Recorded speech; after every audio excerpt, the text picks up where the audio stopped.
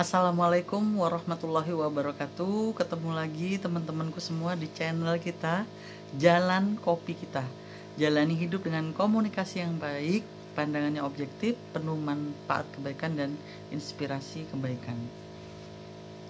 Teman-temanku sekalian, pada pagi hari ini tanggal 22 September 2025, saya ingin ngobrol santai dengan teman-teman semua kunci sukses menurut saya.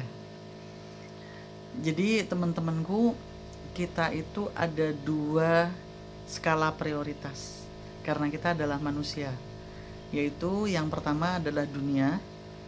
Ini bukan urutan lebih tingginya ya, ini hanya urutan nomor saja, karena pertama kita hidup di dunia kayak gitu ya.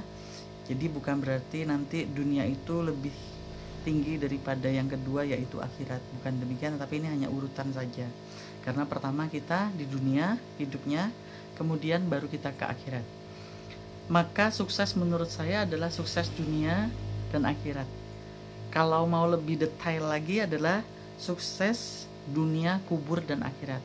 Tetapi karena saya berpikir bahwa kubur itu adalah satu rangkaian mutlak dengan akhirat, maka kubur saya tiadakan saja dalam kategori kita adakan di dunia dan akhirat. Maka kalau kita menyampaikan di sini sukses dunia dan akhirat, maka ada hal-hal yang memang harus kita laksanakan untuk mencapai kesuksesan itu. Dan lagi-lagi ini menurut versi saya. Dunia, sekarang kita fokus ke dunia dulu.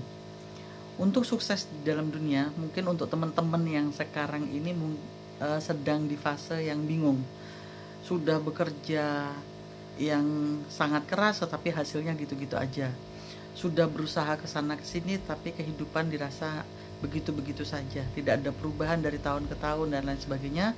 Anda harus mencoba menilik kembali kira-kira skala-skala prioritas yang akan saya sampaikan ini sudah Anda penuhi atau belum, atau tidak terfikirkan, atau mungkin Anda sudah mendengar dari sumber yang lain tetapi Anda abaikan, Anda tidak menghiraukannya. Jadi satu, tentukan tujuan goal Anda. Tujuan goal itu maksudnya di sini adalah sukses dunia itu kan juga macam-macam lagi. Ya, masing-masing orang bisa berbeda. Dalam skala uang saja, ada yang menganggap sukses itu di saat sudah mempunyai uang 1 triliun. Ada yang beranggapan sukses di saat sudah mempunyai uang 1 miliar. Ada yang beranggapan sukses di saat mempunyai uang 100 juta, 10 juta, atau bahkan hanya 1 juta. Maka tentukan goal Anda, ya. Sesuaikan dengan kebutuhan, keperluan Anda, gaya hidup Anda, dan mindset Anda. Karena itu sangat berkorelasi semuanya. Jadi jangan cepat-cepat menyimpulkan orang yang mempunyai goal punya uang 100 triliun misalnya, atau 1 triliun misalnya, dia orang sombong. Jangan gitu juga. Siapa tahu orang tersebut mempunyai goal, mempunyai uang seperti itu, membuka beberapa usaha di bidang sosial yang menolong banyak manusia lainnya, kan bisa. Tapi Anda nggak tahu kayak gitu. Atau mungkin di bahunya banyak menanggung keluarganya yang dirasa tidak mampu, misalnya seperti itu, sehingga dia harus mempunyai goal yang banyak, atau bahkan anaknya banyak. Jadi jangan disamakan, dan Anda tidak boleh mengkoreksi atau mengkritik goal orang lain. Tentukan saja goal Anda. Itu satu ya. Tentukan goal yang Anda ingin dapatkan dari segi uang. Terus dari segi waktu, tentukan goal Anda. Apakah goal Anda itu adalah kerja di beberapa jam di setiap harinya? Misalnya yang paling lumrah itu 7 jam satu harinya. Atau Anda itu hanya ingin freelance saja, dalam artian Anda ingin bekerja yang tidak terlalu terikat. Itu sukses menurut Anda.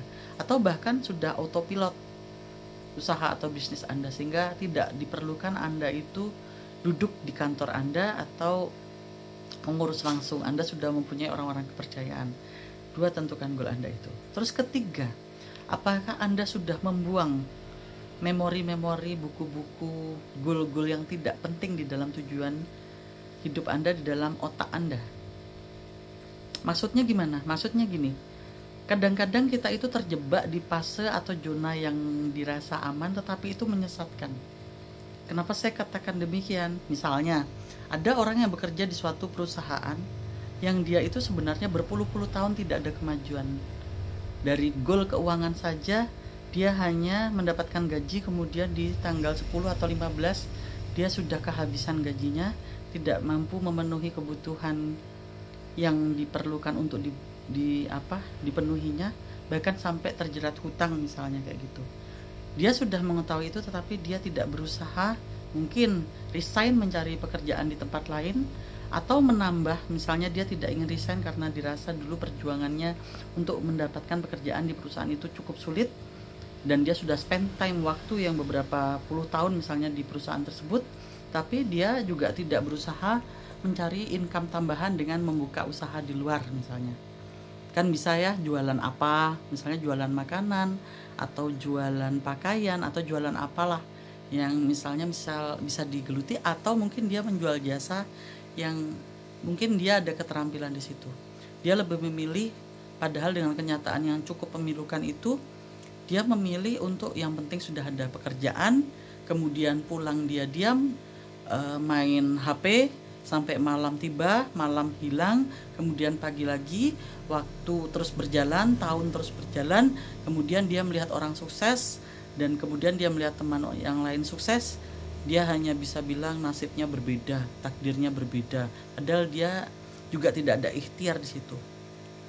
Padahal Allah hanya akan mengubah nasib suatu kaum apabila dia berusaha dengan sungguh-sungguh, ya, di surat Ar-Ra'd ayat 12 sepertinya, ya. Kemudian jadi yang ketiga tadi itu, delete lah, hapuslah sesuatu yang tidak berkorelasi jelas dan positif kepada goal masa depan Anda. Apalagi kalau goal masa kini aja sudah tidak terpenuhi, bagaimana untuk goal masa depan? Itu harus jeli dan menerima kenyataan dengan jujur. Terus keempat, apakah Anda itu dibuai dalam buayan yang lagi-lagi menipu? Misalnya begini, Anda itu senangnya gini loh, saya ingin menularkan bahwa orang-orang sukses di luar sana adalah orang-orang yang ditempa seperti kelapa. Dia dikuliti, diparut, ya, diperas kayak gitu, sehingga apa? Keluar santan yang baik. Sedangkan yang menjadi akhirnya tidak berkembang itu biasanya malah dari manusia-manusia, teman-teman, orang-orang yang merasanya tuh di fase aman.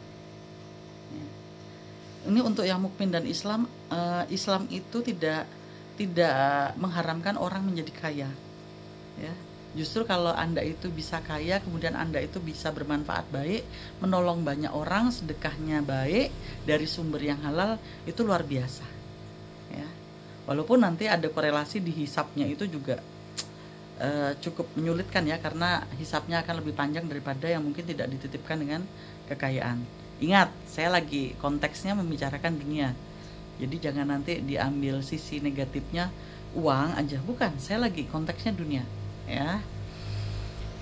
Jadi kalau teman-teman itu di zona yang aman, yang kayaknya misalnya Anda itu mempunyai predikat tertentu di perusahaan Anda, mempunyai titel tertentu, gelar Anda satu papan nama penuh, jabatan Anda tinggi misalnya, tetapi Anda pun tidak mampu untuk memenuhi kebutuhan Anda, bahkan kalah dengan orang yang tidak mempunyai titel ini itu dan tidak mempunyai jabatan ini itu.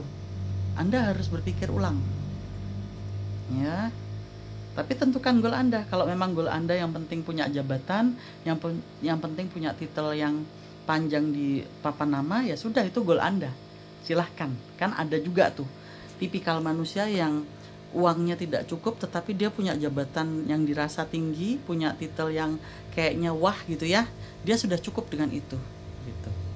Nggak apa-apa, kita nggak perlu untuk menjudge karena itu memang goalnya dia, ya, silahkan saja.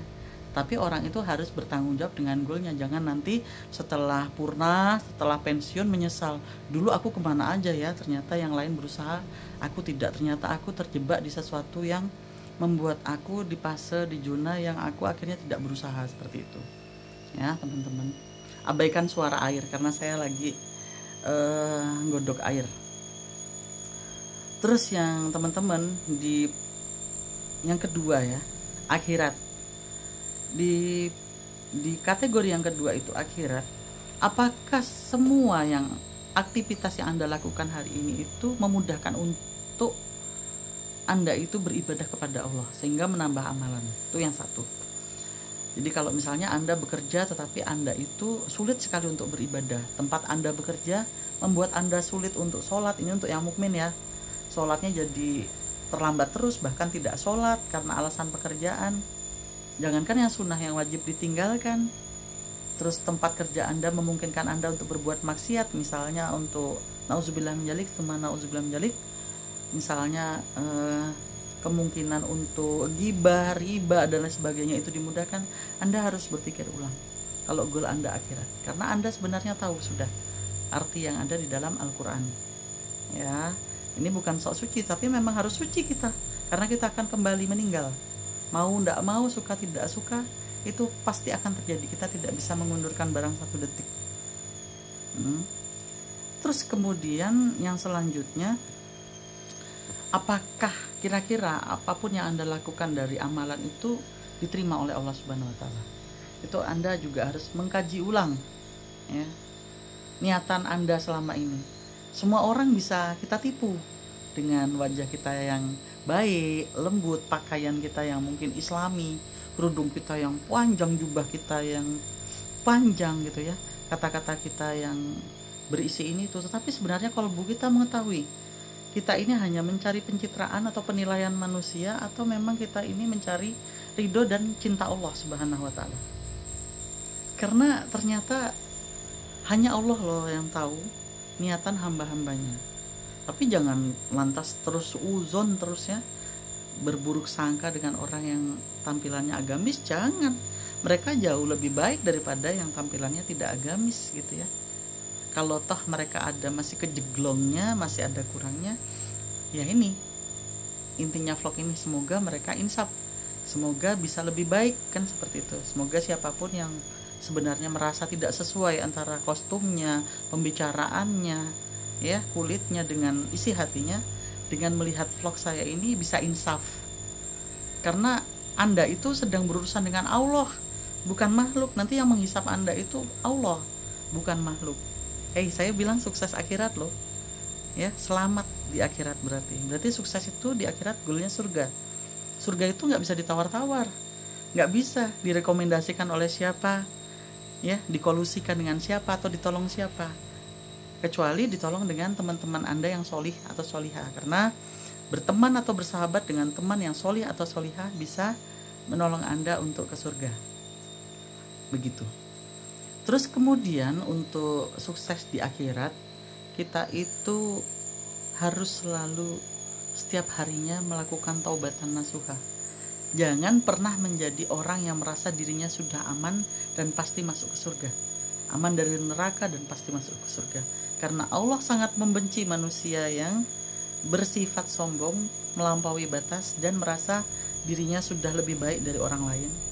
Walaupun mungkin sudah baik, tapi Allah sangat tidak suka. Karena sejatinya bisanya kita itu mempunyai ilmu, dimudahkan dalam beribadah, dan kita itu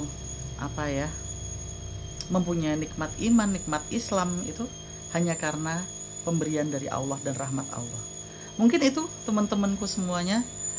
Banyak maaf dari saya apabila kata-kata saya ada yang kurang berkenan atau menyakiti. Tetapi memang untuk sukses kita harus jujur menilai ke diri kita sendiri, tidak usah menilai kanan kiri, karena nantinya yang merasakan kesuksesan tersebut baik di dunia apalagi di akhirat kita sendiri.